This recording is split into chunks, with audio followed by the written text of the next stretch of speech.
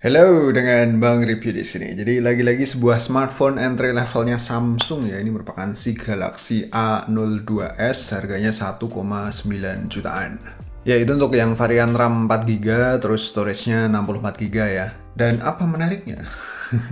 Ya, nggak usah banyak bacot ya, langsung aku jelasin aja. Tapi ya sebelumnya jangan lupa untuk sub dulu channelku. Terima kasih.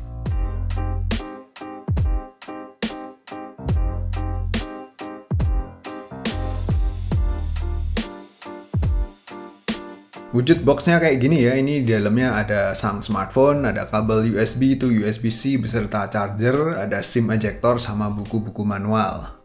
Dan sebenarnya kalau bahas HP ini, experience-nya mirip-mirip kayak si Galaxy A12 yang beberapa waktu yang lalu udah aku bikin reviewnya ya.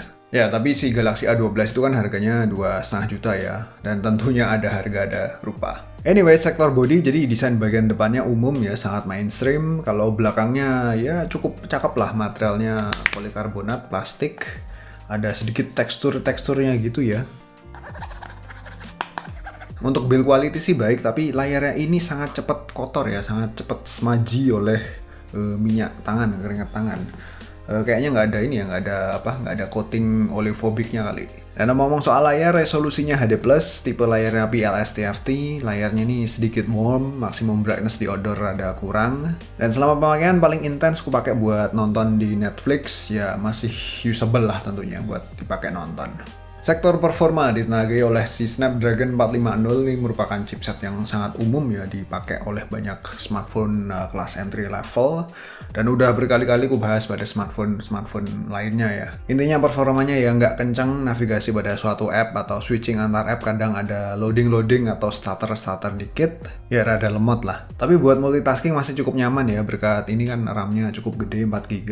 Nah, kalau buat game berat, ya kurang untuk standar zaman now ya. Ya masih bisa sih, tapi tentu experience-nya kagak senyaman chipset yang lebih kencang. Jadi pada game Wild Rift misalnya aku set opsi grafiknya ke mentok paling kiri, tapi opsi 60 fps-nya selalu aku hidupin ya. Dan pengalaman yang aku dapetin adalah kadang terjadi FPS drop ke angka 30-an. Intinya ya kurang stabil dan kurang nyaman. Ya cocoknya smartphone ini dipakai buat game yang ringan-ringan aja ya, game apa ya, game pau atau apalah, atau dipakai buat sosmedan juga masih cukup layak dipakai buat dengerin musik ya. Selama pemakaian aku sering dengerin Spotify di sini ya, tentu dengan mengaktifkan fitur Dolby Atmos-nya sangat berfaedah buat mengenhance kualitas audionya. Lanjut ke kelengkapan fitur ya, ternyata tergolong minim, fingerprint sensor sayangnya kagak ada, kelengkapan sensornya juga dikit. Di harga 2 juta sebenarnya aku ngarepnya ada fingerprint sensor ya. Tapi untungnya ada slot tersendiri buat micro SD ya. Ya saranku sih kalau untuk security karena nggak ada fingerprint, mending pakai PIN aja. Soalnya kalau pakai face unlock tuh kurang reliable ya, dan kurang konsisten kemampuannya terutama pada kondisi low light. Habis itu speaker langsung aku coba setelin lagu aja ya. Lagu apa oke? Lagu dangdut. Jangan ya, nanti kena copyright.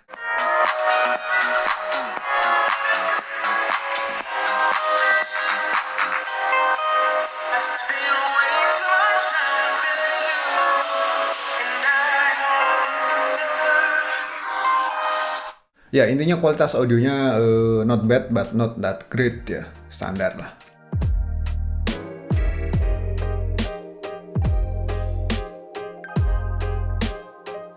Habis itu kamera, jadi konfigurasi kamera belakangnya itu terdiri dari kamera utama 13MP, terus ada kamera makro 2MP, kamera depth 2MP juga, kamera depannya 5MP ya.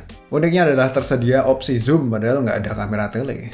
Wow, experience fotografinya buatku kurang menyenangkan karena terkadang agak lama untuk dapetin fokus, bahkan pernah beberapa kali miss fokus.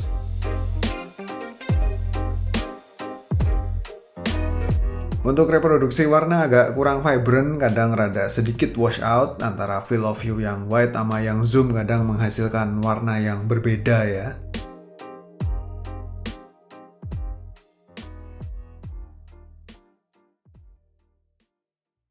Terus overall dynamic range-nya kurang, kalau low light kualitasnya akan sangat turun. Foto tambah underexposed dengan sharpness dan detail yang berkurang. Night mode-nya kagak ada ya.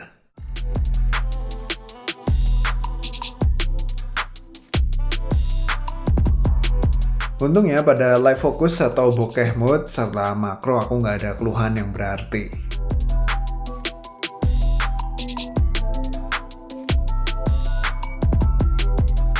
Sedangkan selfie kualitasnya lumayan, pastiin aja jangan selfie di tempat minim cahaya karena ya kualitasnya akan ngedrop kalau selfie di tempat yang remang-remang. Kemudian perekaman video, kamera utama dan depan bisa rekam di up to FHD 30 fps, tapi kagak ada video stabilization. Ya at least mic-nya lumayan lah. Tes kameranya si Galaxy A02 ya. A02s. Terakhir baterai, jadi kapasitasnya 5000 mAh dan klaimnya support 15 watt fast charging, tapi charger bawaannya tuh lemot ya. Aku ngecas dari 10% hingga 99% tuh butuh waktu total 3 jam 12 menit, sweetenan. Untungnya battery life-nya cukup memuaskan ya. Tercatat selama kurang lebih 2 harian, mostly ku pakai buat main Wild Rift, total kira-kira selama 2 jam. Nonton Netflix kira-kira 4 jam, terus dengerin Spotify kurang lebih hampir 2 jam setengah. Sisanya aku pakai buat sedikit foto-foto ya, itu pun mayoritas pakai koneksi data dan baterainya masih sisa 10%. Awet.